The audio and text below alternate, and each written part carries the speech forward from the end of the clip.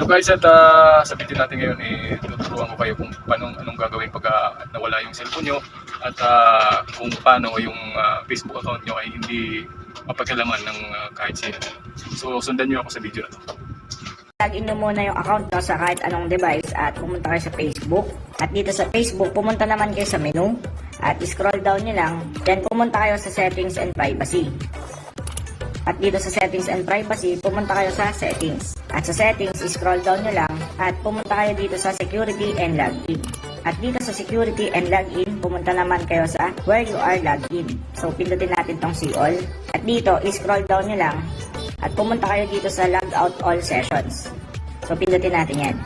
So dito, ilalog out nyo yung Facebook account nyo sa kahit anong device kung saan nakalagin yung account nyo. So sa ganitong paraan ay hindi na mapapakilaman yung Facebook account nyo dahil mailalog out nyo na ito agad sa lahat ng device kung saan ito nakalagin. So